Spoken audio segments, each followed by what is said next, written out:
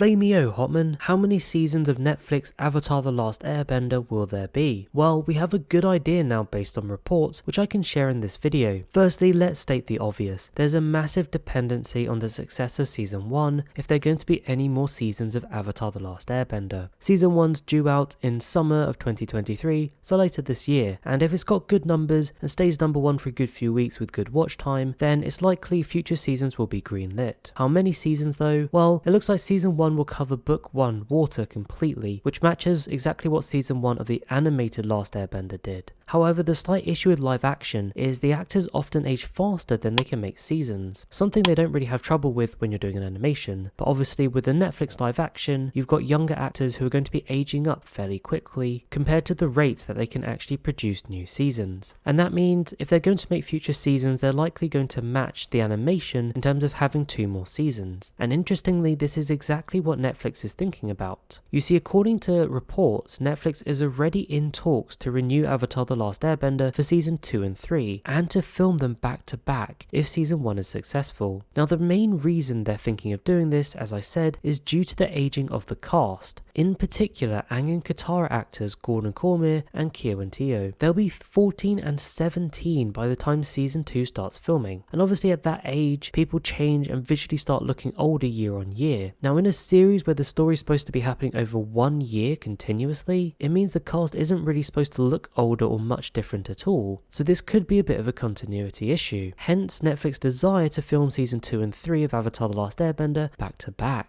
The reason I mentioned these two is because according to reports, this is the main focus for Netflix, because in reality the rest of the cast are a lot older. Even Sokka actor Ian Elsley and Zuko actor Dallas Liu, they're 20 and 21 respectively, so even though of course they will age, visually they probably won't change that much, or not significantly enough to impact the continuity of the series. So actually it's not necessarily a bad thing, because it means if Season 1 does well, we're almost guaranteed to get 2 more seasons of Avatar The Last Airbender on Netflix. Unfortunately, it means they might be a little bit limited in how much they can make beyond Season 3. The good news on that part though is it turns out Netflix has been working with Avatar Studios and they've kind of repaired their relationship. And it seems like it's now at a stage where Netflix could make use of any new lore that Avatar Studios creates for the Avatar universe. So if The Last Airbender series does go well and they make it to the full 3 seasons to match the animation, there's still loads of potential for more we could see in the future. Plus on top of that, there's so much more lore within the Avatar Last Airbender universe. There are the Kyoshi novels, for example, or the Legend of Korra. There are just so many other things within the universe that Netflix could develop if Season 1 of The Last Airbender is successful.